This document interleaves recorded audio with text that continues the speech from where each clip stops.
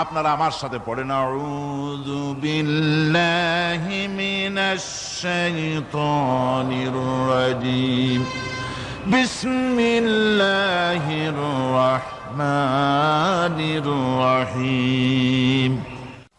রহমান, তিনি এই কোরআন শিখিয়েছেন, দয়ার সাগর, যার দয়ার কোনো শেষ নাই। সমস্ত দয়ার ভিতরে শ্রেষ্ঠ দয়া হচ্ছে তিনি মানুষকে কোরআন শিখিয়েছেন। সুবহানাল্লাহ ওয়া বিহামদিহি। তিনি আমাদেরকে কোরআন দান করেছেন। কোরআন হচ্ছে জ্ঞানের উৎস।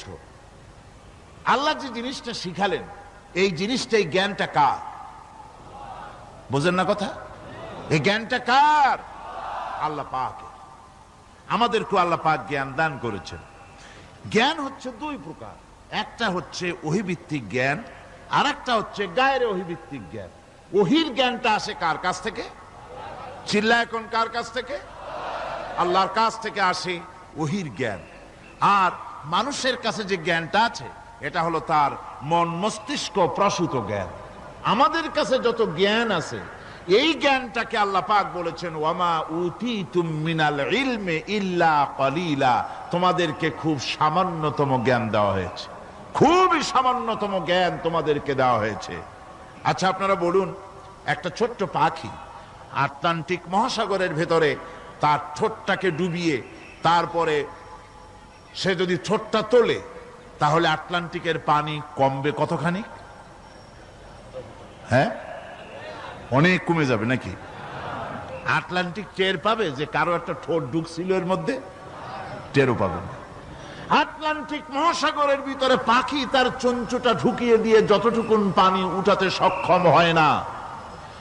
ওহীর জ্ঞান বাদ দিয়ে গোটা পৃথিবীতে মানুষের যত জ্ঞান আছে, মানব সৃষ্টির প্রথম দিন থেকে নিয়ে আজ পর্যন্ত, এখান থেকে নিয়ে কিয়ামত পর্যন্ত যত জ্ঞান এসছে এবং যত জ্ঞান হবে মানুষের, সমস্ত জ্ঞান এক জায়গায় করলে আল্লাহ সুবহানাহু ওয়া তাআলার অনন্ত অসীম জ্ঞানের মহাসমুদ্রের ভেতর থেকে পাখি যেমন আটলান্টিক থেকে যতটুকুন পানি উঠাতে পেরেছে, বিশ্বের মানুষ আল্লাহর জ্ঞান থেকে অতটুকুনও তুলতে পারে না।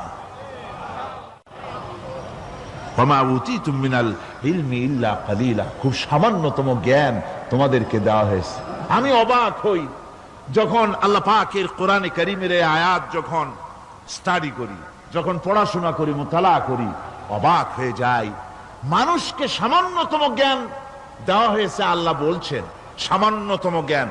ওমা উতীতুম মিনাল ইলমি ইল্লা কালিল যদি বলতেন, তবু একটা কথা ছিল যে তোমাদেরকে কিছু জ্ঞান দেওয়া হয়েছে। তো কিছু না, বলা হচ্ছে ওমা উতীতুম মিনাল ইলমি ইল্লা কালিলা, সামান্যতম, খুবই সামান্য জ্ঞান দেওয়া হয়েছে। সেই সামান্য জ্ঞানের ঠেলায় আমরা কোত্থেকে কোথায় চলে গিয়েছি। গরুর গাড়ি থেকে রকেট পর্যন্ত গিয়েছি, টেলিগ্রামের টরেটক্কা থেকে ফ্যাক্স পর্যন্ত পৌঁছে গেছি। কি সোজা জ্ঞান! এখান থেকে এই মাহফিলের ছবি, নিউজ, ভিউজ এন্ড পিকচার একত্রিত করে ছবি করে আপনি ফ্যাক্সের মেশিনে ঢুকিয়ে দিলেন, কোড নাম্বার টিপি দিলেন, লন্ডন, আমেরিকা, জেদ্দা, বিভিন্ন জায়গায় দিয়ে দিলেন। মিনিট লাগবে না, কয়েক সেকেন্ডের ভিতরে এই মাহফিলের পূর্ণ ছবি এবং খবর সে দেশের পত্রিকায় ছাপা হতে পারবে। কি আজীব! অথচ আল্লাহ পাক বলছেন সামান্যতম জ্ঞান।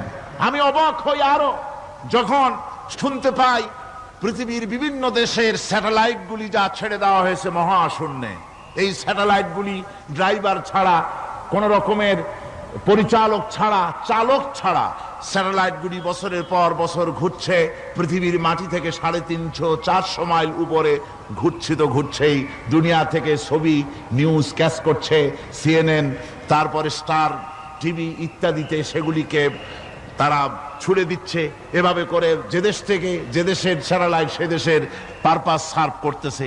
ওই স্যাটেলাইট 350-400 মাইল উপরে মহাশূন্যের ভেতরে তার মেশিনারি কোনো গোলযোগ হলে, যান্ত্রিক গোলযোগ যদি সৃষ্টি হয়, তাহলে ফ্রান্সের মাটিতে বসে, আমেরিকার মাটিতে বসে, ব্রিটেনের মাটিতে বসে বিজ্ঞানীরা কম্পিউটারের মাধ্যমে মনিটরিং করে 400 মাইল উপরের মেশিনকে ভালো করে দিচ্ছে।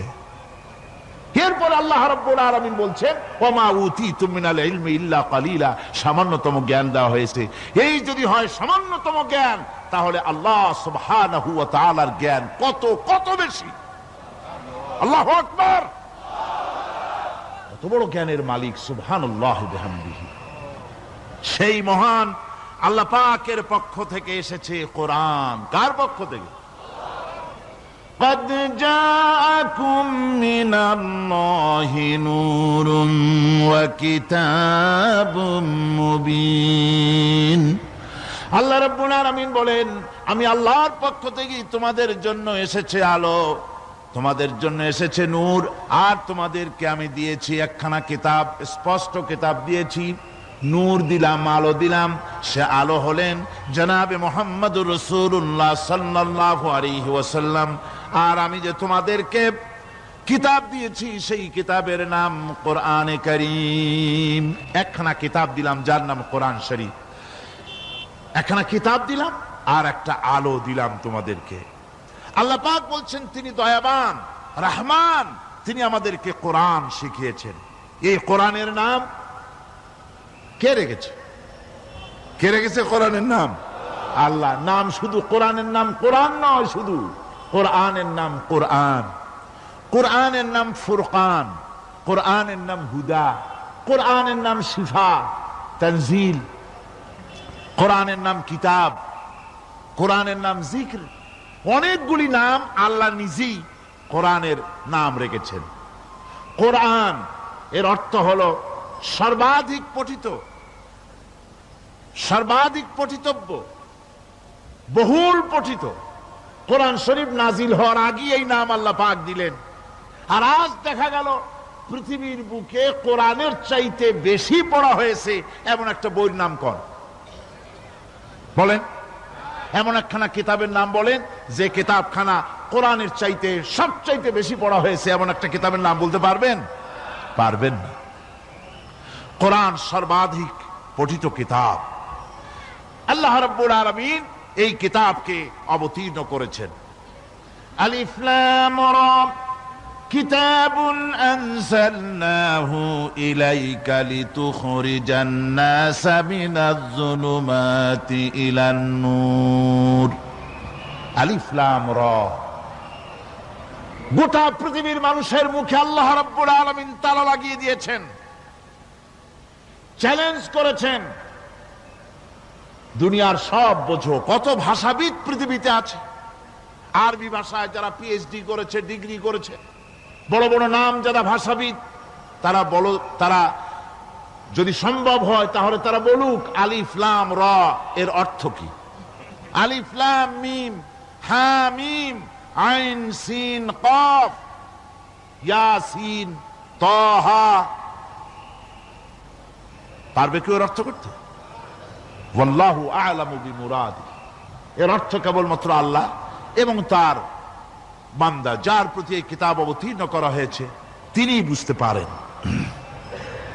আল্লাহ পাক বলছেন কিতাবুন আনজালনাহু ইলাইকা, আমি আপনার প্রতি একখানা কিতাব অবতীর্ণ করেছি।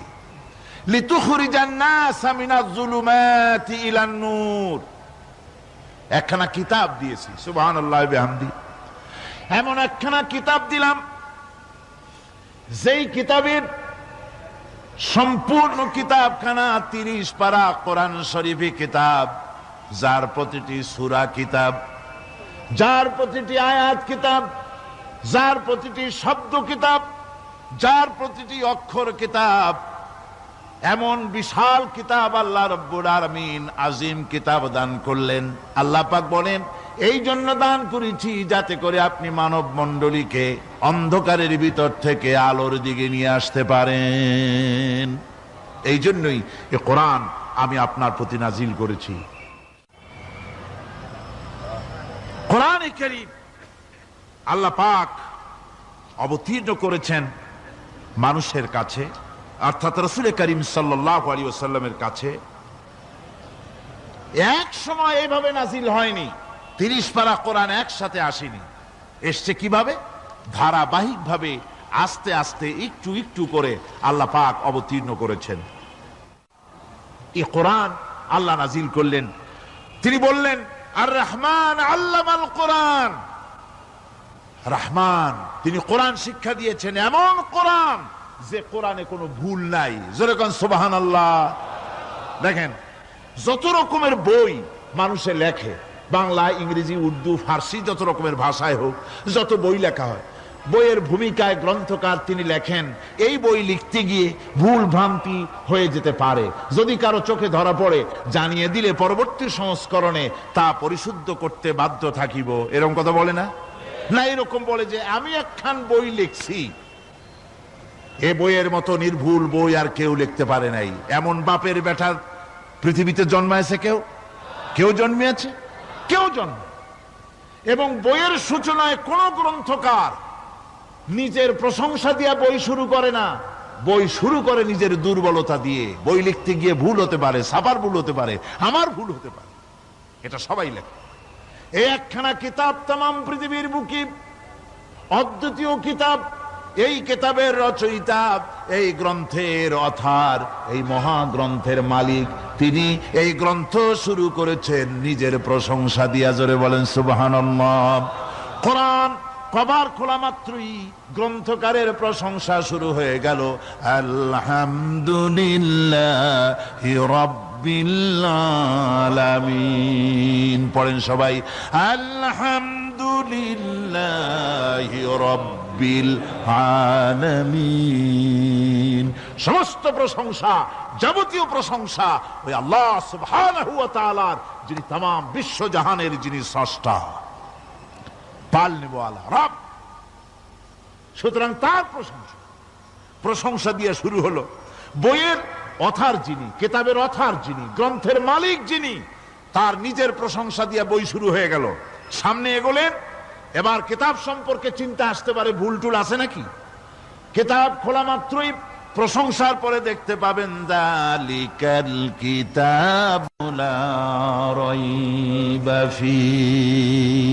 এই কিতাবের ভিতরে, এই সেই কিতাব যার ভিতরে কোনো ভুল নাই, কোনো সন্দেহের অবকাশ নাই। বিরাট চ্যালেঞ্জ আল্লাহ পাক করেছেন।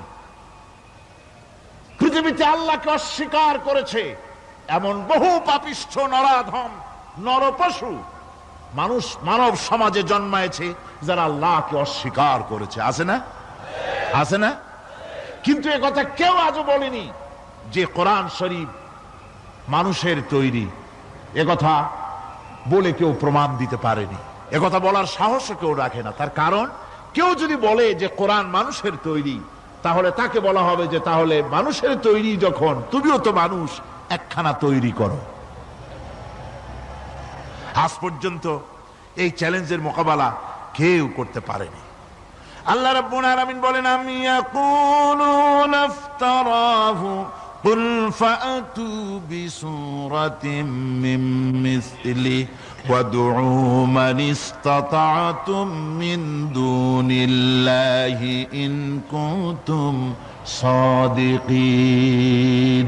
ও নবী, ওরা কি কথা বলে যে কোরআন মানুষের বানানো? যদি তাই হয়, আপনি বলুন যে তোমরা তোমাদের যত রকমের সাহায্যকারী আছে সমস্ত সাহায্যকারীদের সাথে নাও আর কোরআনের সূরার মতো করে সূরা বানাও। এরপরে আল্লাহ রাব্বুল আলামিন আবার চ্যালেঞ্জ করলেন, কুল লা ইন ইসতামা'তিল ইনসু ওয়াল জিন্নু আইয়াতু বিমিসলি হাযাল কুরআন। আপনি বলুন, तमाम পৃথিবীর মানুষ আর জেনেরা সব একত্রিত হয়ে যাও, সবাই একত্রিত হয়ে কোরআনে কারীমের সূরার মতো করে সূরা বানায় নিয়ে আসো যদি তোমাদের পক্ষে সম্ভব হয়। আল্লাহ পাক বলেন, লা ইয়াতুনা বিমিসলিহি ওয়ালাউ কানা বা'দুহুম লিবা'দিন যাহিরা। তোমরা যদি জেনেদের সাহায্যকারী মানুষ হও, মানুষের সাহায্যকারী জেনেরা হও, तमाम পৃথিবীর মানুষ আর জেন একত্রিত হয়ে প্রচেষ্টা চালালেও আল্লাহর কোরআনের সূরার মতো করে একটা সূরা কেউ বানাতে পারবে না। পারবে? পেরেছে কেউ? আজও পর্যন্ত কেউ কোরআনে কারীমের সূরার মতো করে একটা সূরা কেউ এই পৃথিবীতে বানাতে পারেনি, কারো পক্ষে এটা সম্ভব হয়নি।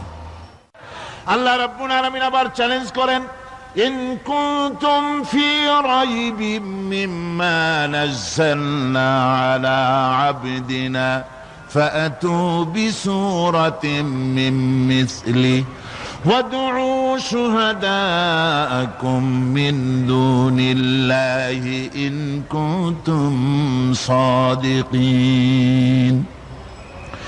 আমি আমার বান্দার উপরে যে কিতাব অবতীর্ণ করেছি এর ভিতরে সন্দেহ আছে বলে যদি মনে করো এর ভিতরে সন্দেহ আছে, মানুষের বানানো, এমনটি যদি সন্দেহ হয়, তাহলে কোরআনের সূরার মতো করে একটা সূরা বানাও, ছোট্ট একটি সূরা বানাও। ফাতু বিসূরাতিন, সূরা আলে ইমরানের মতো না, সূরা আরাফের মতো না, সূরা মায়েদার মতো না। ফাতু বিসূরাতিন, ছোট্ট একটি সূরার মতো করে একটা সূরা বানাও। কিয়ামত হয়ে যাবে, মানুষ কোরআনে কারীমের মতো একটি ছোট্ট সূরাও বানাইতে পারবে না। সুবহানাল্লাহ পড়ে। আমার ভাইয়েরা, এই কোরআন আল্লাহ রব্বুল আলামিনের পক্ষ থেকে নাজিল হলো। কোরআন মানুষের চিরটা কাল ধরে, আবহমান কাল ধরে মানুষের মনকে আকৃষ্ট করেছে। কোরআনে কারীমের এর ভাষা, এর লালিত্য, এর মাধুর্য, এর রচনা শৈলী এবং এর গতিময় ছন্দ, এর শব্দ বিন্যাস মানুষকে মুগ্ধ করেছে চিরকাল ধরে। আল্লাহর নবী বলেন, এ কোরআন যখন আমি তেলাওয়াত করতেছিলাম একটা রাত্রে, যে রাতে আমার তেলাওয়াতের সামনে ছিল জেনেরা যখন আমার কাছ থেকে তেলাওয়াত শুনল, ইসসামিআতু হাত্তা ক্বালু ইন্না সামি'না কুরআনান আজাবা। আমার মুখ থেকে যারা যখন তেলাওয়াত শুনল, জেনারা তখন এ কথা না বলে পারে নাই, আমরা এক আশ্চর্য ধরনের কিতাব শুনেছি। জোরে বলেন সুবহানাল্লাহ। ইন্না সামি'না কুরআনান আজাবা, এক আশ্চর্য ধরনের কোরআন শুনেছি। বলতেছে সেই সব জেনেরা যাদের বয়স 1000 বছর, 1500, 2000 বছর, 500 বছর, যারা জাব্বুর শুনেছে, ইনজিল শুনেছে, তাওরীত শুনেছে, সেসব জেনেরা বলছে ইন্না সামি'না কুরআনান আজাবা, আশ্চর্য কিতাব শুনেছি। এমন এক কিতাব ইয়াহদি ইলার রুশদ, যে কিতাব শুনলে পরে শ্রোতাকে হেদায়েতের রাস্তা দেখায় দেয়, এমন এক কিতাব শুনলাম। আর এই কিতাব শোনা মাত্র ফামান্না বিহ, কোরআন শুনলাম আর ঈমান আনলাম। নবীজি বলেন, জেনেরা আমার মুখে তেলাওয়াত শুনে পড়ে নিল লা ইলাহা ইল্লাল্লাহু মুহাম্মাদুর রাসূলুল্লাহ।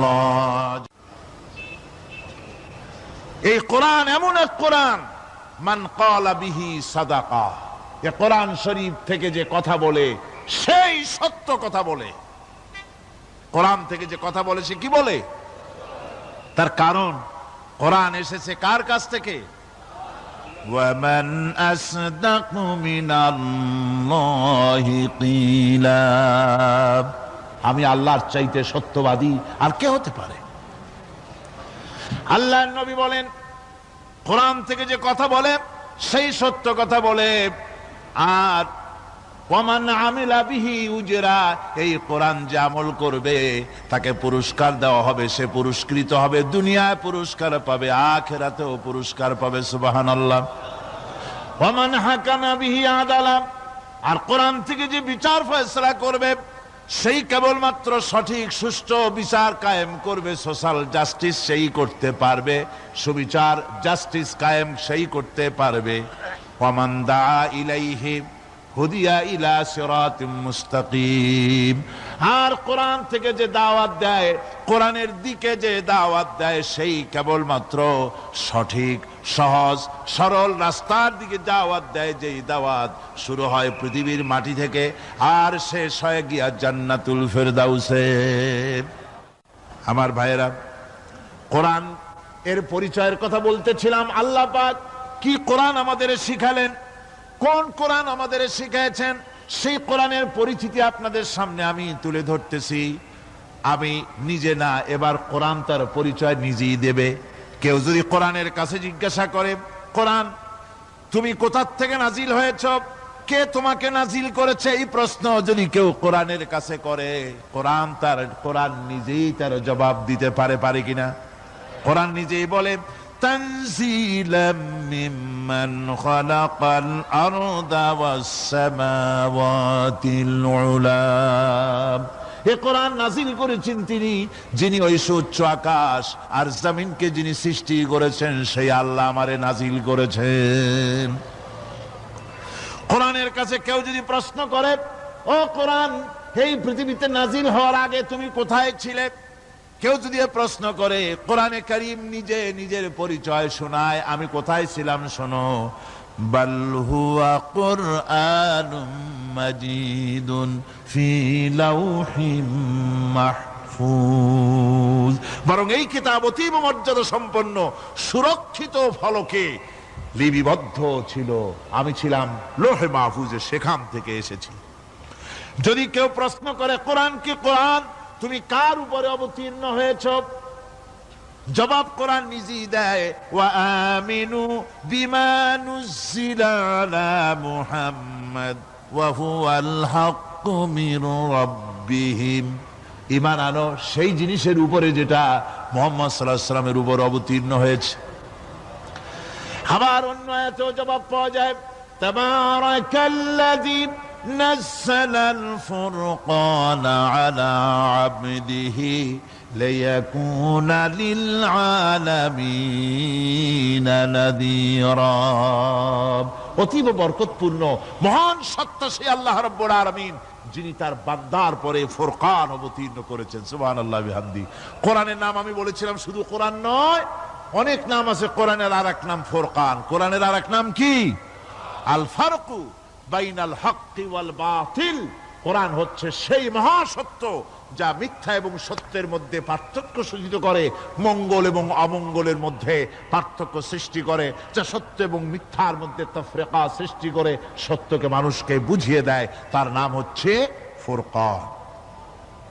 এবার যদি প্রশ্ন করা হয়, ও কোরআন, বুঝলাম তুমি লোহে মাহফুজে ছিলে, বুঝলাম তুমি নবীজির উপরে নাজিল হয়েছ, এবার বলো তুমি কোন মাসে নাজিল হয়েছ, তুমি তো আসছিলা প্রথম কোন মাসে নাজিল হয়েছ? এ প্রশ্ন যদি কেউ করে, কোরআন তার জবাবে বলবে, শাহরু রমাদানাল্লাযী উনজিলা ফীহিল কুরআন। রমজানের পবিত্র মাসে আমি অবতীর্ণ হয়েছি। সুবহানাল্লাহ। যদি প্রশ্ন করা হয়, রমজানে তো আসছো, কিন্তু প্রথম নাজিল হয়েছিল কোন সময়? ওটা কি দিন ছিল না রাত ছিল? কোরআন তার জবাবে বলে, ইন্না আনজালনাহু ফি লাইলাতিল কদর। কদরের পবিত্র রাতে আমি এই পৃথিবীতে আমার আগমন ঘটেছিল। যদি প্রশ্ন করা হয়, বুঝলাম সবই, কেন নাজিল হয়েছে তুমি, এই পৃথিবীতে তোমার আসার উদ্দেশ্য কি, মূল কাজটা কি, এই প্রশ্ন যদি করা হয়, কোরআনে কারীম তার জবাবে বলে, শোনো কেন এসেছি, লিতুখরিজান নাসা মিনাজ যুলুমাতি ইলান নূর। আমার মিশন হচ্ছে গোটা বিশ্ব মানবতাকে পুঞ্জীভূত জমাট বাঁধা অন্ধকারের ভেতর থেকে টেনে বের করে আলোর সন্ধান দিতে, আলোর দিকে আনার জন্য আমি কোরআন নাজিল হয়েছি। গোটা পৃথিবীর মানুষ আছে অন্ধকারের ভিতরে। কিসের মধ্যে? অন্ধকার কি? অন্ধকার হচ্ছে পুঁজিবাদ, অন্ধকার সমাজতন্ত্র, অন্ধকার ধর্ম নিরপেক্ষতাবাদ, অন্ধকার জাতীয়তাবাদ। মানুষের তৈরি করা যত মতবাদ সব কি? জোরে কোন, সবগুলি কি? অন্ধকার। এই অন্ধকারের ভেতর থেকে মানুষগুলিকে টেনে আনবে কোরআন কিসের দিকে? আলোর দিকে। এবার যদি প্রশ্ন করা হয়, বুঝলাম তুমি অন্ধকার থেকে আলোর দিকে নিয়ে আসবে, আলোর দিকে আসলে পরে ফায়দাটা কি হবে? মূল ফায়দাটা বুঝায় দাও, আসল ফায়দা কি হবে তোমারে যদি মানি? কোরআন তার জবাব দেয়, নিজের পরিচয় নিজে তুলে ধরে, ফামান তাবিআ হুদায়া ফালা খাউফুন আলাইহিম ওয়ালা হুম ইয়াহজানুন।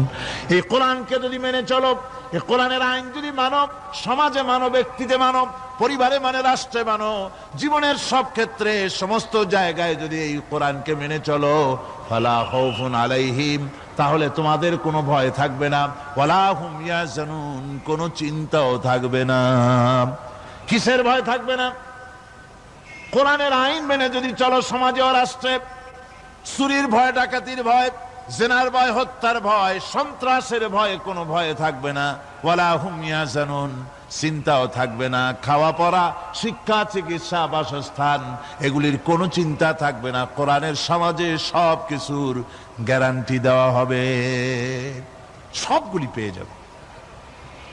এখন যদি আবার প্রশ্ন করা হয়, কোরআন বুঝলাম তোমারে মানলে পরে সব ফায়দা হবে, তাহলে এবার জবাব দাও, তোমার ভিতরে কি রাজনীতি আছে নাকি? আমি তো মানুষ, আমার রাজনীতি করা লাগে। ম্যান ইজ সোশ্যাল অ্যানিম্যাল, আমরা তো জঙ্গলের পশু নই, আমরা তো মানুষ। আমাদের সমাজ আছে, আমাদের পৌর নির্বাচন আছে, আমাদের জাতীয় নির্বাচন আছে, আমাদের কলকারখানা আছে, জমিন আছে, আমাদের রাজনীতি, অর্থনীতি, সমাজনীতি আছে, পারিবারিক নীতি আছে, অনেক নিয়ম মালা আছে, নিয়ম নীতি আছে। তোমারে মানলে তোমার ভিতরে কি ওগুলো আছে নাকি সে কথা বলো। কোরআন তার জবাবে বলে, وَنَزَّلْنَا عَلَيْكَ الْكِتَابَ تِبْيَانًا لِكُلِّ شَيْءٍ وَهُدًى وَرَحْمَةً وَبُشْرَى لِلْمُسْلِمِينَ। কোরআন জবাবে বলে, শুনে রাখো, শুধু অর্থনীতি, সমাজনীতি নয়, শুধু রাজনীতি আর শিক্ষানীতি, যুদ্ধনীতি নয়, তোমার জীবনে যা কিছু দরকার, ইহকালে যা কিছু দরকার, পরকালে, সব কথাগুলি আল্লাহ রব্বুল আলামিন আমি কোরআনের সিনার ভিতরে খুলে খুলে বর্ণনা করে দিয়েছেন। সব কথা এ কোরআনে কারীমের ভিতরে রয়েছে। তোমার এমন কোনো জিনিস নাই যা তুমি কোরআনে কারীমের মধ্যে পাবে না। তোমার সমস্ত প্রয়োজন আমার বুকের মধ্যে আল্লাহ দিয়ে দিয়েছেন। বিজ্ঞান আছে, দর্শন আছে, ইতিহাস আছে, সব আছে এর মধ্যে।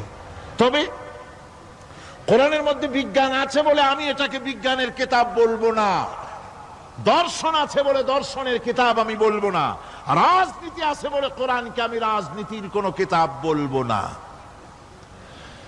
কোরআন তাহলে কি? কোরআন হচ্ছে অর্থনীতি, সমাজনীতি, রাজনীতি, পারিবারিক নীতি, মানুষের জীবনের যা কিছু প্রয়োজন, সমস্ত নীতি মালার নীতি গ্রন্থের নাম হতেছে কোরআনে কারীম। সমস্ত নীতিমালার নীতি গ্রন্থ কোরআন। এখানে রয়েছে সব কিছুর উৎস, যেটা গ্রহণ করলে পরে মানুষ আরামে থাকতে পারবে। অমুসলিম নাগরিক বৃন্দ তাদের নাগরিক মর্যাদা পাবে। মুসলমান, কৃষক, নারী, চিকিৎসা, কৃষিবিদ, সাধারণ মানুষ, রং, বর্ণ, ভাষা নির্বিশেষে গোটা মানব সভ্যতা আরামে বাস করতে পারবে। পশু পাখিও আরামে থাকবে, গাছপালাও আরামে থাকবে। যেহেতু নির্দেশ হয়েছে বিনা প্রয়োজনে গাছের পাতাটিও ছিঁড়ো না। ইসলামের সমাজ যদি চালু হয়, গাছেরাও আরাম পাবে, পাহাড়ও আরাম পাবে। চট্টগ্রামের লোকেরা যেভাবে পাহাড় কাটা আরম্ভ করেছে, এটা বড় দুঃখজনক। জুমলায় মোতারেজা একটা বলে দিলাম, অপ্রাসঙ্গিক হলেও জরুরি কথা। আপনারা পাহাড় কাটতেছেন না, আপনাদের নিজেদের পায়ে নিজেরা কুড়াল মারতেছেন। খবরদার পাহাড় কাটবেন না। আল্লাহর প্রকৃতির ভারসাম্য আপনারা নষ্ট করছেন বলে ওজোন স্তরে ফাটল ধরেছে। তা রিপেয়ার করার জন্য আজকে বিশ্বের সব বিজ্ঞানীরা হতাশ হয়ে গিয়েছে, পাগল হয়ে গেছে। কেমনে এই ওজোন স্তরের ফাটলকে রিপেয়ার করব? ওজোন স্তরটা কি? ওজোন স্তর হচ্ছে, সুবহানাল্লাহ, আল্লাহর যে কত দয়া। সূর্য, সেই সূর্যের রয়েছে আলট্রা ভায়োলেট রে, যাকে বাংলায় বলা হয় অতি বেগুনি রশ্মি। যে রশ্মিটা সৃষ্টি জগতে যদি আসে আর তা যদি কোনো প্রাণীর শরীরকে টাচ করে, তাহলে সমস্ত প্রাণী ক্যান্সার হয়ে, এক্সিমা হয়ে, বিখাউজ হয়ে, অ্যাজমা হয়ে সমস্ত প্রাণী মরে যাবে, কেউ বাঁচবে না। মারাত্মক রশ্মি। সেই রশ্মিটা যাতে সৃষ্টি জগৎকে টাচ করতে না পারে, সেজন্য আল্লাহ পাক একটা ওজোন স্তর তৈরি করেছেন। ওখানে এসে ওটা বাধাপ্রাপ্ত হয়, পৃথিবীর মাটিতে আসে না। যা কিছু পৃথিবীর মানুষের জন্য, পৃথিবীর জন্য কল্যাণকর, সেগুলি সূর্য থেকে আসতে থাকে। সুবহানাল্লাহ বিহামদি। যেটা ক্ষতিকর, সেটা আল্লাহ পাক আটকায় রাখেন। এখন সেই ওজোন স্তরে ফাটল ধরলো। কেমনে ফাটল ধরলো? ফাটল আপনি আমি ধরাইছি। আপনি বলবেন যেটা কেমন কথা, আমি তো ওইখানে যাই নাই, আমি ফাটল ধরাইলাম কেমনে? ওই যে সেই আপনার প্রাইমারি স্কুলে ভিজিট করতে গিয়েছিলেন ইন্সপেক্টর, তারপরে প্রাইমারি না হাই স্কুল ভিজিট করতে গেছে, যায়া জিজ্ঞেস করছে ছেলেরা কি পড়ছো? বলে ইতিহাস। ঠিক আছে, ইতিহাস থেকেই প্রশ্ন করব, বলতো চীনের প্রাচীর কে ভেঙেছে? ছেলেরা জবাব দিচ্ছে না। তুমি বলো, তুমি বলো। কেউ বলছে না।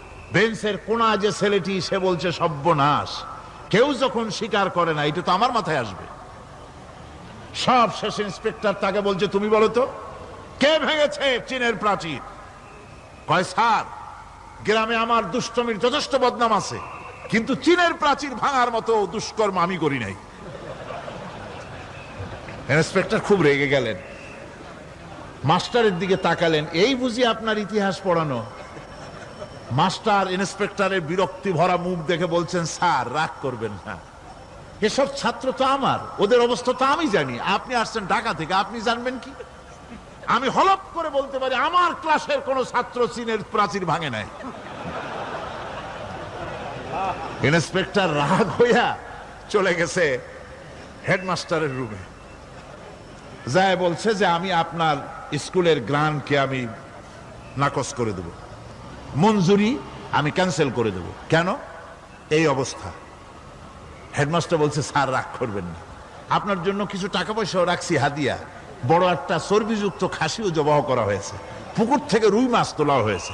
তারপরেও আমার ছাত্ররা, টিচাররা বলার পরেও যদি আপনার সন্দেহ হয়ে থাকে যে আমার ছাত্ররাই ভাঙছে, তো ওই আপনি অসন্তুষ্ট হবেন না, রাগ করবেন না স্যার, ওই প্রাচীর ভাঙতে যা খরচ লাগে আমি কিছু খরচ দেব, তো আপনি রাগ করেন না। এখন চিন্তা করেন, স্কুলের ছাত্র থেকে শুরু করে হেডমাস্টার পর্যন্ত জ্ঞানের বহর। তো বলতেছিলাম আপনি আমি ওজন স্তরে ফাটল ধরিয়েছি, তার অর্থ এই নয় যে আপনারা গিয়ে ওখানে কুড়াল মারিয়ে ওটারে ভাঙছেন। তাহলে ওটা কি হয়েছে? কোরআনে কারীমে রব্বুল আলামিন বলেন ওয়ামা আসাবাকুম মিন মুসিবাতিন ফাবিমা কাসাবাত আইদিকুম ওয়া ইয়াফু আন কাসীর। যত বিপদ তোমাদের উপর আরোপিত হয়, সমস্ত বিপদ তোমাদের দুই হাতের কামাই করা। কে বলছেন? আল্লাহ পাক। ওজন স্তরে ফাটল ধরেছে, এটা বিপদ, বিশ্বের সমস্ত মানব সভ্যতা সৃষ্টি জগতের জন্য বিপদ।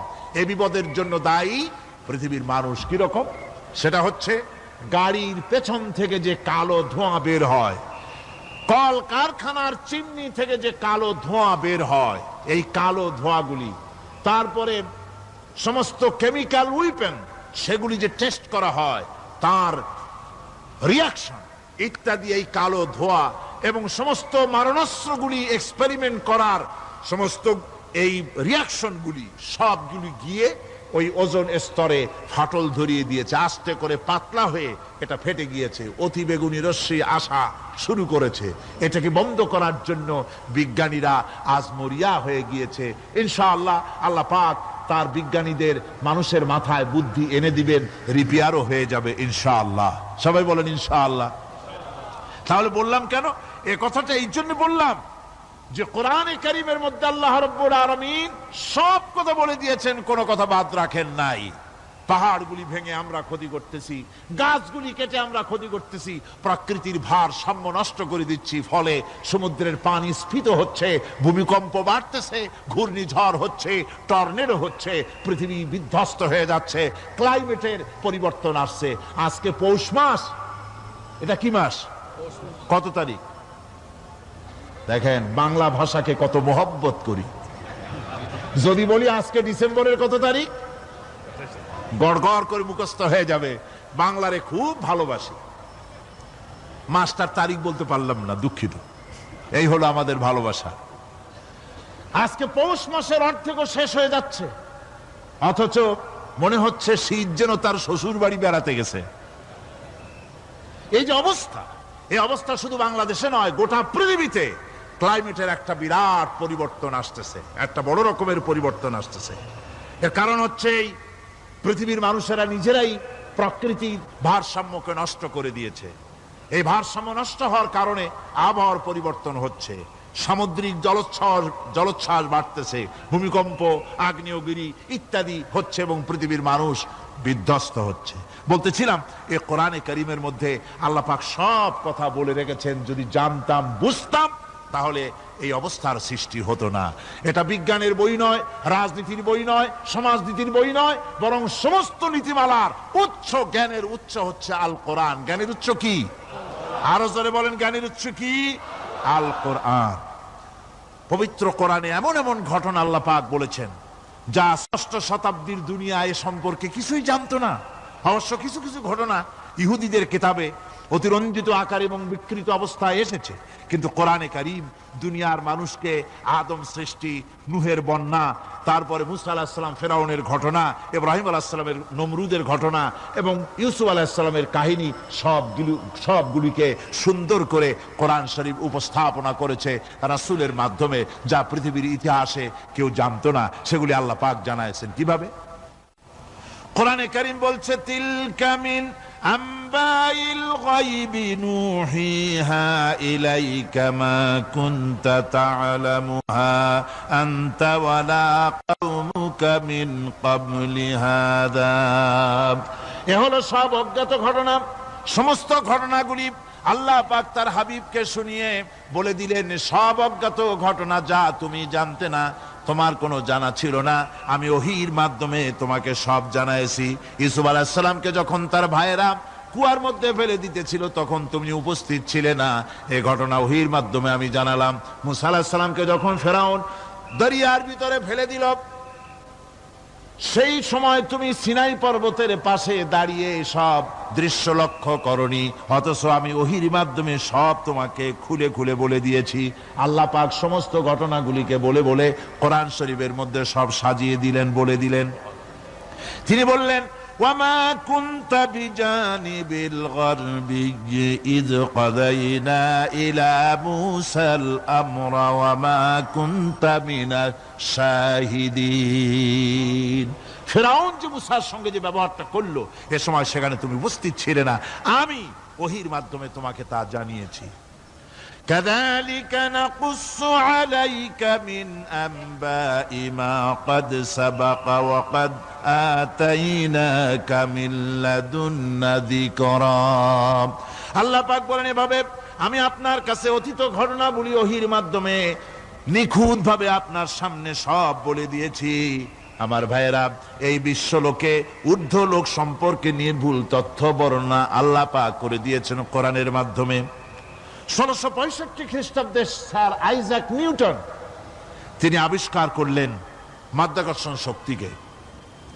এই মাধ্যাকর্ষণ শক্তি, ল অফ গ্রাভিটেশন, এ সম্পর্কে মানুষের এই থেকে কিছু জানলো, কিন্তু আজ থেকে 1400 বছর আগে আল্লাহ রাব্বুল আলামিন তার উম্মি নবী, যিনি কোনো বিজ্ঞানাগারে লেখাপড়া করেন নাই, কোনো সায়েন্স রিসার্চ করেননি, যিনি কোনো কলেজ ইউনিভার্সিটিতে পড়াশোনা করেননি, তার মাধ্যমে জানিয়েছেন মাধ্যাকর্ষণ শক্তির কথা। কোরআন বলছে, ইন্নাল্লাহা ইউমসিকুস সামাওয়াতি ওয়াল আরদা আন তাজুলা। এই পৃথিবী এবং সমস্ত গ্রহ উপগ্রহকে আল্লাহ পাক বলছেন, আমি এমন এক শক্তি দিয়েছি যে শক্তির মাধ্যমে একটা আরেকটাকে আকর্ষণ করে রাখছে। এই পৃথিবীতে মাধ্যাকর্ষণ শক্তি শুধু পৃথিবীর নাই, সূর্যের আছে, মঙ্গলের আছে, নেপচুনের আছে, ইউরেনাসের আছে, বৃহস্পতির আছে। প্রত্যেকটি গ্রহের আলাদা আলাদা মাধ্যাকর্ষণ শক্তি আছে, আর এই শক্তির বলে একটা আরেকটাকে টেনে ধরছে যাতে করে বিচ্ছিন্ন হয়ে না যায়, যাতে করে ধ্বংসপ্রাপ্ত না হয়। এগুলি আল্লাহ পাক এই তথ্যগুলি কোরআনে কারীমের মধ্যে বলেছেন। ফলে মরিস বুকাইলির মতো লোক, যিনি ফরাসি দার্শনিক, তিনি বলেছেন দুনিয়ার সমস্ত বিজ্ঞানীদের থিওরি হচ্ছে এই যে বিজ্ঞানের কোনো থিওরি ফাইনাল নয়। আজ একটা হচ্ছে, কাল সেটাকে পরিবর্তন করে নতুন আরেক থিওরি আসতেছে। কিন্তু কোরআনে কারীমের মধ্যে আমি, কে বলতেছেন এ কথা? না না না, মরিস বুকাইলি বলছেন, কোরআন শরীফের ভিতরে আমি যে বিজ্ঞানের তথ্য পেয়েছি, থিওরি পেয়েছি, তার কোনো পরিবর্তন আজও হয় নাই, ভবিষ্যতেও হওয়ার কোনো সম্ভাবনা নাই। মরিস বুকাইলি মনে করেছিলেন বেদ আর বাইবেলে যেমন ভুল আছে, কোরআন শরীফে ওই রকম ভুল আছে, নাউজুবিল্লাহ। সেই জন্য তিনি আরবি শিখলেন কোরআন বোঝার জন্য, ভুল ধরার জন্য। কোরআন শিখলেন কি জন্যে? ভুল ধরার জন্য। আর এমন শেখা শিখছেন, ওই আরবি শিক্ষা মানে আমাদের দেশের লোকদের মতো আনাকুম জানাকুম শেখে নাই, ভালো করেই শিখছে, ভালো করেই মুখস্থ করেছেন, তার ভালো করে আরবি শিখেছেন, তারপরে কোরআন শরীফ পড়েছেন, তারপরে তিনি এ কোরআন পড়ে তেলাওয়াত করে বুঝে এরপরে তিনি বই লিখেছেন the Bible, the Quran and science. এই বইয়ের মধ্যে তিনি পরিষ্কার লিখেছেন, কোরআন পড়লাম, এর ভিতরে একটা নকতা দেওয়ার, একটা কলমের ফোঁটা দেওয়ার জায়গা কারো নাই। কোরআন নিঃসন্দেহে মহান স্রষ্টা আল্লাহ রাব্বুল আলামিনের মানুষের বানানো কিতাব, এটা হতে পারে না। সুতরাং কোরআন শরীফের মধ্যে আল্লাহ পাক সব কথা বলে দিয়েছেন। বিজ্ঞানের সাথে কিন্তু কোরআনের সংঘর্ষ নাই। অনেকে মনে করে যে বিজ্ঞান আর কোরআন এর মধ্যে বিরাট সংঘর্ষ। না, বিরাট সংঘর্ষ নয়, দুই একটা পয়েন্টে সংঘর্ষ থাকতে পারে। অধিকাংশ ব্যাপারই বিজ্ঞান, আমি মনে করি বিজ্ঞানের আবিষ্কার যত বাড়বে, কোরআন বোঝা মানুষের জন্য তত সহজ হবে। এটা আমার ধারণা, এটা আমার ধারণা। বিজ্ঞানের সাথে দুই একটা পয়েন্টের উপরে সংঘর্ষ আছে, যেমন চন্দ্র এবং সূর্য সম্পর্কে, সৌরজগৎ সম্পর্কে Copernicus, Kepler, Galileo, Newton, Einstein মহাশূন্য সম্পর্কে যে সব বক্তব্য রেখেছেন, সেসব বক্তব্যের সাথে কোরআন শরীফের কিছুটা বৈপরীত্য রয়েছে।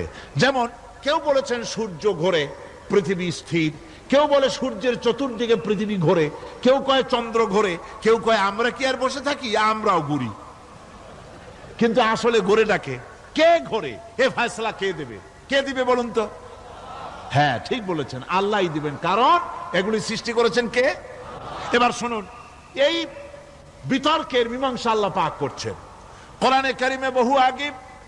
গ্যালিলিও, কেপলার, কোপারনিকাস এদের বলার অনেক আগে বিশ্বনবী জনাবে মুহাম্মদ রাসূলুল্লাহ সাল্লাল্লাহু আলাইহি ওয়াসাল্লাম তিনি বলে দিয়েছেন, আল্লাহর কথা তিনি বলেছেন, লাশ-শামসু ইয়ামবাগী লাহা আন তুদরিকাল কামারা ওয়ালাল লাইলু সাবিকুন নাহার ওয়া কুল্লুন ফি ফালাকিন ইয়াসবাহুন।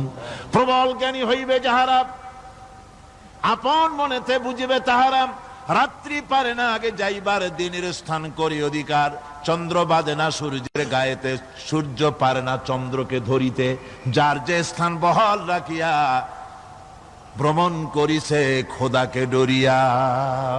আল্লাহ রাব্বুল আলামিনকে ভয় করে সব ঘুরছে, চাঁদও ঘোরে, সূর্য ঘোরে, মঙ্গল ঘোরে, ইউরেনাস ঘোরে, বৃহস্পতি ঘোরে, পৃথিবীও ঘোরে, সব ঘুরছে তো ঘুরছেই, বন বন করে ঘুরছে একটা নির্দিষ্ট কক্ষপথে, আপন আপন কক্ষপথে ঘুরছে, যার ফলে অ্যাক্সিডেন্ট হয় না। সুবহানাল্লাহ, জোরে বলেন সুবহানাল্লাহ। নির্ধারিত কক্ষে ঘুরছে,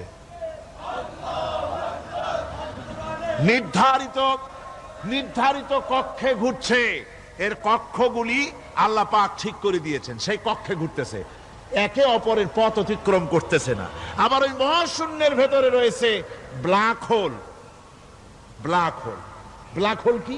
ব্ল্যাক হোল হচ্ছে একটা বিরাট অন্ধকার গহ্বর, একটা মৃত্যুকূপ।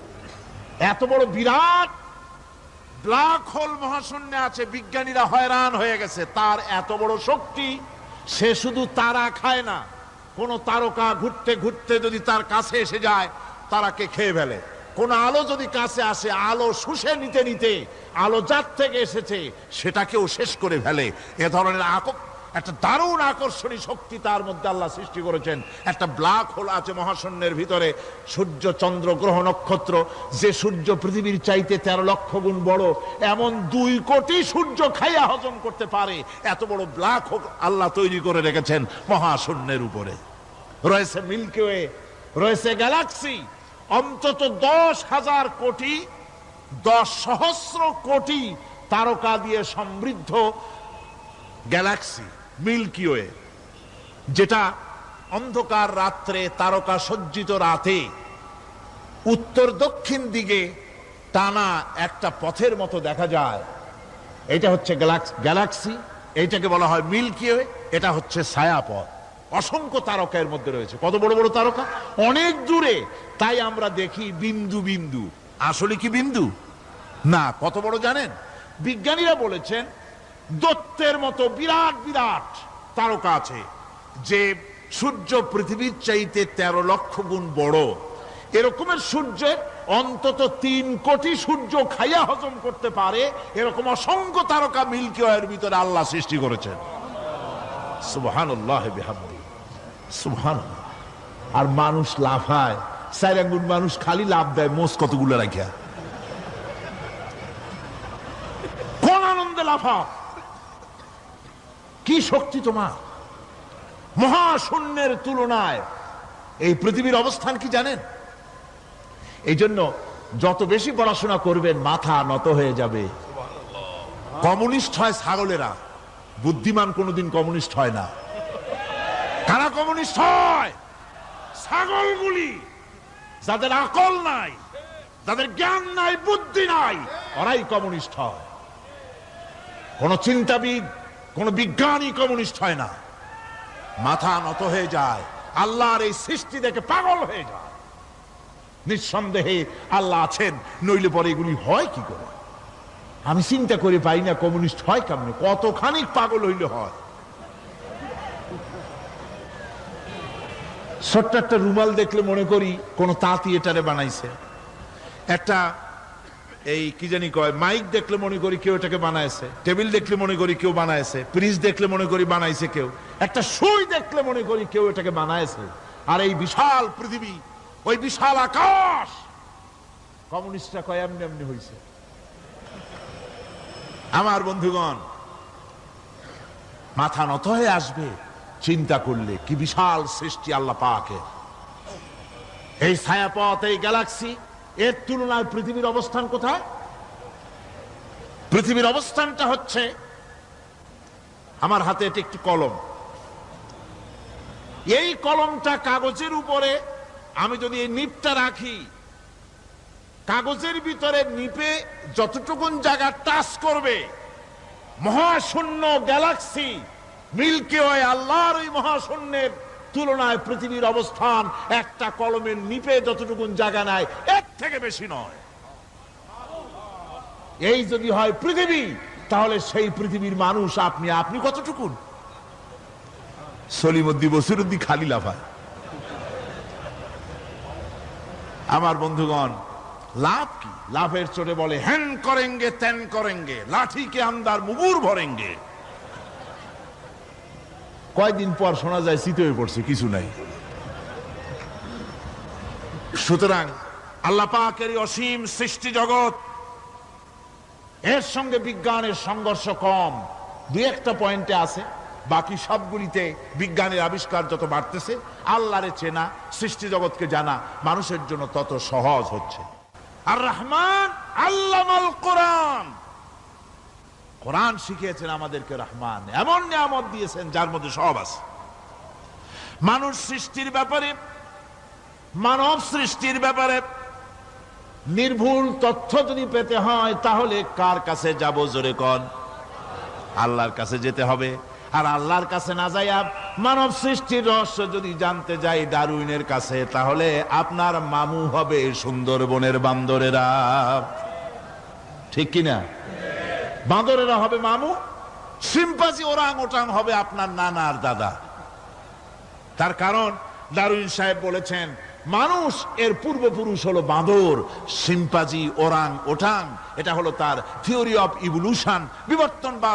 এই বিবর্তনবাদের থিওরি পেশ করতে গিয়ে তিনি বলেছেন মানুষ হলো বান্দরের জাত। আরে বেটা, তুই বান্দরের জাত।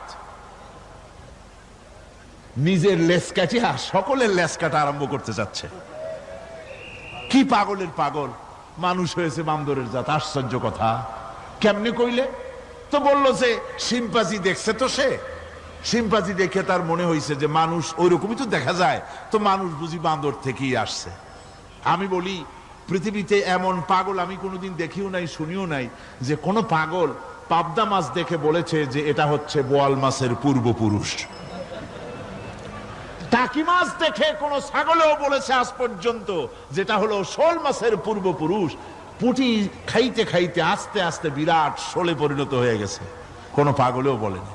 আচ্ছা, মেনে নিলাম দারুন সাহেবের থিওরি, মেনে নিলাম 1 সেকেন্ডের জন্য যে বান্দর থেকেই মানুষ হইছে। এখনো তো বানর প্রজাতি আছে না শেষ হয়ে গেছে? আছে কিনা? তাহলে সুন্দরবনে যান, যে দেখুন কোন বাঁদর কি এ পর্যন্ত দেখা গেছে যে কোমর পর্যন্ত মানুষের মতো হয়ে গেছে? আর একটু দুধ আর পনির আর একটু এই শুটকি মাছ লোট্টা ফিশ খাওয়াইলে আর কদিনের মধ্যে এই বান্দরটা মানুষ হয়ে যাবে? হয়েছে এরকম? বাঁদরের 12 আনা মানুষ হয়ে গেছে, 14 আনা মানুষ হয়ে গেছে, আর অল্প একটু বাকি। এরকম দেখা গেছে কোথাও? দেখা যায়নি। এগুলি পাগলামি কথা, পাগলামি কথা। মানুষ বানর থেকে আসেনি, মানুষ ওরাং ওটাং থেকে আসেনি, মানুষ সিম্পাজি থেকে আসেনি। মানুষ এসছে কোত্থেকে? এটা জানতে হলে, এ নির্মূল তথ্য জানার জন্য আসতে হবে কোরআনের কাছে। কার কাছে? আল্লাহ রাব্বুল আলামিন তার হাবিবের মুখ থেকে মানব সৃষ্টি রহস্য তিনি উদ্ঘাটন করে দিয়েছেন। তিনি বলেছেন, দুনিয়াবাসীকে শুনিয়েছেন, ফালয়ানজুরিল ইনসানু মিম্মা খুলিক খুলিকা মিম্মা ইন দাফিকিন ইয়াখরুজু মিন বাইনিস সুলবি ওয়াত তারাইব। আল্লাহ পাক বলেন, মানুষ কি তার সৃষ্টি রহস্য দেখে না? কেমনে তাকে আমি সৃষ্টি করেছি? মায়ের বক্ষ পিঞ্জর থেকে, বাপের পৃষ্ঠ থেকে সবেগে নির্গত এক ফোঁটা নাপাক পানি দিয়ে আমি আল্লাহ মানুষকে সৃষ্টি করেছি। বান্দর থেকে নয়, ওরাংওটাং থেকে নয়, সিম্পাজি থেকে নয়, মানুষের অরিজিন মানুষ। আদম থেকে তোমরা জন্মগ্রহণ করেছো, আদম এসেছে মাটি থেকে, তোমরা এসেছো আদম থেকে। সুবহানাল্লাহ ওয়া বিহামদি। এটাই হলো মানব সৃষ্টি রহস্যের কথা আল্লাহ পাক বলে দিয়েছেন। অন্যত্র আল্লাহ বলেন, ইন্না খালাকনাকুম মিন তুরাবিন সুম্মা মিন নুতফাতিন সুম্মা মিন আলাকাতিন সুম্মা মিন মুদগাহ। নিষ্প্রাণ মাটি থেকে তোমার উৎপত্তি হয়েছে, আর এই নিষ্প্রাণ মাটি দিয়ে তোমাকে তৈরি করা হয়েছে। এগুলি মাতৃগর্ভের ভিতরে গিয়া নাপাক পানি ফোঁটা জমাট রক্ত হয়েছে, গোশত হয়েছে, তারপরে মানুষের আকৃতি দিয়েছি, আর এরপরে বাচ্চার আকারে মায়ের পেট থেকে আমি আল্লাহ মানুষ করে তোমাকে বের করেছি। সুতরাং মানব সৃষ্টি রহস্যের কথা বিজ্ঞানের সাথে যেটা সাংঘর্ষিক হবে কোরআনের সাথে, আমরা সেটা মানতে পারি না। আমাদেরকে মানতে হবে মূল জ্ঞানের কেতাবটা। মূল জ্ঞানের কেতাব কোনটা? জোরে কোন তো কোনটা? কোরআন। এখানে সব কথা আল্লামাল কোরআন। কোরআন শিখিয়ে মানুষকে আল্লাহ পাক সবচাইতে বড় দয়া করেছেন, এর থেকে বড় দয়ার হয় না। কোরআন শিখিয়েছেন আমাদের, যার মধ্যে সমস্ত তথ্যের কথা আল্লাহ পাক বলেছেন।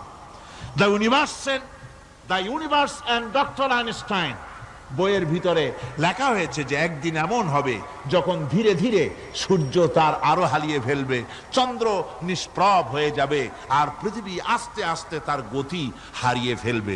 একথা আজকের বিজ্ঞানীরা অথবা আজ থেকে কয়েক বছর আগের বিজ্ঞানীরা একথা বলছেন। কিন্তু রাসূল করিম সাল্লাল্লাহু আলাইহি ওয়াসাল্লামের মুখ থেকে আজ থেকে 1400 বছর আগে, যিনি বিজ্ঞানাগারে মোটেও পড়াশোনা করেননি, লিখতে জানেন না, পড়তে জানেন না, সই করতে জানেন না, বিজ্ঞান আজ যে কথা বলছে সেই কথা 1400 বছর, 1500 বছর আগে রাসূল করিমের মুখ থেকে আল্লাহ পাক বলছেন। কোরআনে কারীম বলছে, ইয়াসআলু আইয়ানা ইয়াউমুল কিয়ামা ফাইদা বারিকাল বাসারু ওয়া খাসাফাল কামারু ওয়া জুমিআশ শামসু ওয়াল কামার। হে রাসূল, রাসূলের কাছেরা জিজ্ঞাসা করে কিয়ামত কবে হবে? আল্লাহ পাক বলেন, বলে দিন যেদিন চন্দ্র তার আলো হারিয়ে ফেলবে, যেদিন সূর্য তার আলো হারিয়ে ফেলবে, আর চন্দ্র আর সূর্য সব একাকার হয়ে যাবে। হ্যাঁ, যারা বলছে চাঁদে আলো থাকবে না, সূর্য আগের থেকে তার উত্তাপ এবং আলো স্তমিত হতেছে, এবং হতে হতে এমন এক পর্যায়ে আসবে যখন সূর্য আলো হারিয়ে ফেলবে। বিজ্ঞানীরা গত 4-5 বছর আগে এ বক্তব্য রেখেছেন, কিন্তু 1400 বছর আগে বিজ্ঞানের লালনাগারে লেখাপড়া না করে হুজুরের মুখ থেকে আল্লাহ কথা বলে দিয়েছেন। তাহলে বিজ্ঞানের আসল কিতাব কোনটা? জোরে বলেন কোনটা? আল্লাহ পাক আরো বলেন ইজা শামসু কুবিরাত ওয়া ইযান নুজুমু কাদারাত ওয়া ইযাল জিবালু সুজ্জিরাত। তারকাগুলি, সূর্যের আলো থাকবে না, নক্ষত্রগুলো স্থানচ্যুত হয়ে যাবে, কক্ষচ্যুত হয়ে যাবে, পাহাড়গুলিকে পরিচালিত করে দেওয়া হবে, কিছুই থাকবে না, সব শেষ হয়ে যাবে। বিজ্ঞানীরা আজ বলতেছে যে সব শেষ হয়ে যাবে, কিছুই থাকবে না, সব শেষ হবে। বিজ্ঞানীরা বলতেছেন, কোরআন অনেক আগে বলেছে কুল্লু মান আলাইহা ফান ওয়া ইয়াবকা ওয়াজহু রাব্বিকা যুল জালালি ওয়াল ইকরাম। সব শেষ হয়ে যাবে, বিশ্বে যা কিছু আছে সব লয় হবে, ক্ষয় হবে, ধ্বংস হবে, কিচ্ছু থাকবে না, থাকবেন শুধু আল্লাহ সুবহানাহু ওয়া তাআলা। সুবহানাল্লাহি ওয়া বিহামদি। কোরআনে কারীম এ কথা বহু আগে আমাদেরকে জানিয়ে দিয়েছে। সুতরাং আসল জ্ঞানের কিতাবটাই হচ্ছে কোরআনে কারীম। এই কোরআনের কাছে আমরা যত যেতে পারবো, যত কোরআন বুঝতে পারবো, ততই আমাদের জন্য আমরা সমৃদ্ধ হতে পারবো, আমাদের উপর আল্লাহর রহমত আসবে, আমরা সমাজ চালাতে পারবো, আমরা দেশ চালাতে পারবো, আমরা দুনিয়ায় শান্তি পাবো, আমরা আখিরাতেও মুক্তি লাভ করতে পারবো। কোরআনে কারীম সমস্ত বিজ্ঞানের উৎস, দর্শনের উৎস। এইটা না জানলে কিছুই জানা হয় না, এইটা জানা হলে সব জানা হয়। পণ্ডিত আপনার ডক্টর শহীদুল্লাহ, আল্লাহ জান্নাত নসিব করুন, সবাই বলুন আমিন। তিনি বলতেন, বড় বড় সেমিনারে গিয়ে বলতেন তিনি, যে আপনারা যারা বক্তব্য রাখতে এসেছেন, জনগণকে বলছি না, যারা বক্তব্য রাখতে এসেছেন, এমএ পাস করেছেন, ডিগ্রি করেছেন, পিএইচডি করেছেন, এভারসিএস করেছেন, বহু কিছু ডিগ্রি আপনারা লাভ করেছেন, নামের আগে 6 হাত লম্বা ডিগ্রি আপনারা লাগাইছেন, আপনারা পণ্ডিত ঠিকই, কিন্তু এই কোরআন শরীফের জ্ঞান যদি আপনাদের না থাকে, আপনারা পণ্ডিত, তবে আপনারা মূর্খ পণ্ডিত। কি পণ্ডিত? কি পণ্ডিত? মূর্খ পণ্ডিত। ওরা বলে যে মৌলবীরা জানে কি, মৌলবীরা জানে কি? আরে ভাই, মৌলবীদের কাছে তো আসল জ্ঞান আছে। সুবহানাল্লাহি ওয়া বিহামদি। এখানে সবটা আছে। আপনারা এখানে আসেন, এটা বিশ্বাস করলে আপনি সবটা পেয়ে যাবেন। কোরআন বিশ্বাস করতে পারলে, কোরআন জানতে পারলে আপনি সব জানবেন। কোরআনে কারীমের মধ্যে আল্লাহ পাক কত কথা বলেছেন। এর মধ্যে আছে, আল্লাহ পাক বলেছেন আফালা ইয়ানজুরুনা ইলাল ইবিলি কাইফা খুলিকাত। এই যে আমি উটগুলোরে বানাইছি, কেমনে বানাইলাম তোমরা কি দেখছো? উট কেমনে বানিয়েছি? মুফাসসিরিনে কেরাম এর উপরে অনেক আলোচনা করেছেন। তারা বলেছেন যে উট মরুভূমির জাহাজ, তারপরে উটের পিঠে একটা চুট আছে, কোন কোন উটের পিঠে 2টা চুট আছে, মাঝখানে বসে একটারে হেলান দিয়ে আর একটা ধরে বসা যায়। আমি দেখছি 2টা চুটওয়ালা উট, আফ্রিকান উট আমি দেখেছি, যে চুট সুবহানাল্লাহ, দেখলে অবাক হয়ে যেতে হয় যে আল্লাহর কি কুদরত। উটের পৃষ্ঠে 2টা চুট, মাঝখানে আপনি বসবেন, পিছনেরটা একটা সোফা সেটের মতো, পিছনে হেলান দিলেন, আর সামনে যখন সে মরাল সম চড়াই উত্তরাই পথ দিয়ে নামা ওঠা করবে, তখন আপনি যেন পড়ে না যান, সেজন্য সামনেরটা বুকের সাথে জড়ায় ধরবেন। এরপরে কি সৃষ্টি আল্লাহর, সুবহানাল্লাহি ওয়া বিহামদিহি। জিরাফগুলি দেখুন, জিরাফগুলি তার মাথা কত বড় উঁচা। লন্ডন জুতে জিরাফ দেখলাম, সে জিরাফের দেহ থেকে তার মাথাটা 22 ফিট উঁচা। মানে সে যদি নিচে দাঁড়ায়, 3 তলা বিল্ডিং এর ছাদের উপরে নাস্তা দিলে তো নিচে দাঁড়ায় খাইতে পারে, এই অবস্থা। সেই জিরাফে পানি খাবে কেমনে? মাথা হলো অত উঁচায়, পিছনের ঠ্যাং 2টা খাটো, সামনের ঠ্যাং 2টো উঁচা, এখন পানি খাবে কেমনে? ওই মাথা নামাইতে গেলে ঠ্যাং তো অনেক উঁচা। আল্লাহ পাক এমন সুন্দর ব্যবস্থা করলেন, সামনের 2টা ঠ্যাং এভাবে সরায় দেওয়ার মতো। ও যখনই পানি খায় দেখলাম 2টা ঠ্যাং অনেক ছেড়ায় দেয়, 2 দিকে ঠ্যাং চলে যায়, তখন মাথাটা সহজে নিচে নামায় আসে, পানি খাইতে পারে। এই সুযোগগুলি আল্লাহ সুবহানাহু ওয়া তাআলা তিনি করে দিয়েছেন। ওমা কুন্না আনিল খালকি গাফিলিন, আমি আমার সৃষ্টি জগৎ সম্পর্কে অমনোযোগী নহি। সুবহানাল্লাহি ওয়া বিহামদিহি। ভল্লুকগুলি কি বিরাট বিরাট একটা ভল্লুক, শ্বেত ভল্লুক দেখেছি, কৃষ্ণ ভল্লুক দেখেছি, হাঁটতেছে মনে হয় যেন পায়ের তলায় হাফসুল করা, ঠিক জুতা পায়ের তলাটা যেমন দেখা যায় ওই রকমের তলাটা, গায়ে একেবারে পশম। লোক ওই বরফের দেশে থাকতো, সে শীত কষ্ট না পায়, সেই জন্য আল্লাহ একটা কম্বল ওর গায়ে জড়ায় দিয়েছে, অটোমেটিক কম্বল। সুবহানাল্লাহি ওয়া বিহামদিহি। তো উট, আল্লাহ বলছেন উট কেমনে বানাইছি দেখছো? আফালা ইয়ানজুরুনা ইলাল ইবিলি কাইফা খুলিকাত। উট বানালাম কেমনে দেখেছিস? মানুষ অবাক হলো, আল্লাহ এত কথা থুইয়া উটের কথা বলছেন, কারণ কারণ নানান রকম মানুষ বলল। শেষ পর্যন্ত প্রাণীতত্ত্ববিদরা তারা আবিষ্কার করলেন মূল কারণটি। অনেক কারণ আছে আল্লাহ পাকে কথা বলার। উট তো মরুভূমির জাহাজ, তারপরে উট মানুষের অনেক উপকারে আসে, এ কথা বলা হয়েছে। প্রাণীতত্ত্ববিদরা খুঁজে খুঁজে তারা দেখতে পেয়েছে যে উটকে জবাহ করে দেখা গেছে উট সমস্ত প্রাণী বাতাস থেকে অক্সিজেন যতটা গ্রহণ করে ততটা ছেড়ে যায়, একমাত্র প্রাণী উট যে যতটা অক্সিজেন গ্রহণ করে বাতাস থেকে সবটা ছাড়ে না, 2/3 ছেড়ে দেয়। 1/3 তার লাংসের পাশে রাখার জন্য আল্লাহ পাক একটা চেম্বার তৈরি করেছেন। ওই চেম্বারের ভিতরে 1/3 অক্সিজেন থেকে যায়। কারণ পানিও রেখে, তার পানি রাখার জন্য রিজার্ভ ট্যাঙ্কি আছে, একটা রিজার্ভ ট্যাঙ্কি আছে, অক্সিজেন রাখার একটা চেম্বার আছে। এগুলি কেন? এই জন্য যে মরুভূমির ভিতরে সাইমুম শিল্পী গোষ্ঠী না, কিন্তু ঝোড়ো হাওয়া, মরুভূমির ভিতরে ঝোড়ো হাওয়া, এই ঝোড়ো হাওয়া যখন আরম্ভ হয়ে যায় তখন মানুষ বাঁচতে পারে না, মানুষ টের পাইয়া সব বাড়িতে চলে যায়। মরুভূমিতে চড়ে বেড়ায় উট, সে যাবে কোথায়? ওর তো যাওয়ার জায়গা নাই। 7 দিন 8 দিন 1 সপ্তাহ 2 সপ্তাহ পর্যন্ত এই মরুভূমিতে ঝড় চলতে থাকে, বালুর ঝড়, কিচ্ছু দেখা যায় না। ওখানে দেখছিলেন বালুর পাহাড়, কালকে আজকে দেখবেন বালুর পাহাড় এখানে চলে আসছে। এইভাবে পাহাড় তৈরি হয়ে যায়, বালি উড়ায় নিয়ে যায় বাতাসে। এই বাতাসের ভিতরে বালু উঠতে থাকে সমানে, মানুষ প্রাণী কিছুই সেখানে শ্বাস করতে পারে না, বাঁচতে পারে না। উটের মতো প্রাণী যে মরুভূমিতে থাকে ও বাঁচবে কি করে? আল্লাহ সুবহানাহু ওয়া তাআলা ওর লাংসের পাশে অক্সিজেন রাখার চেম্বার করে পানির ট্যাঙ্কি তৈরি করে দিয়ে রেখে এমন কায়দা করেছেন, ও যখনই টের পায় যে ঝড় শুরু হবে সাথে সাথে ঠ্যাং দিয়া মুখ দিয়া গর্ত করে বালুর ভিতরে মাথা ঢুকাইয়া 1 সপ্তাহ 2 সপ্তাহ থাকতে পারবে মাটির তলে, অক্সিজেনের অভাব হবে না।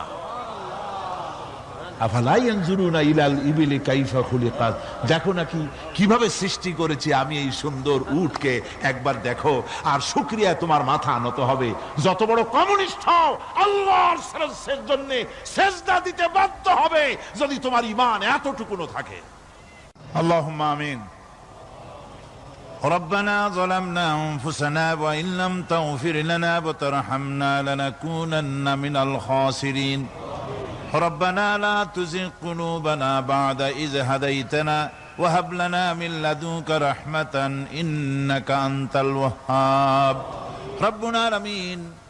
হাজার হাজার মুসলমান নরনারী দীর্ঘক্ষণ ধরে তোমার কোরআনের কথা শুনেছি, মেহেরবানি করে সওয়াবটুকু রাসূল করিম সাল্লাল্লাহু আলাইহি সাল্লামের রূহ মুবারকে পৌঁছে দাও।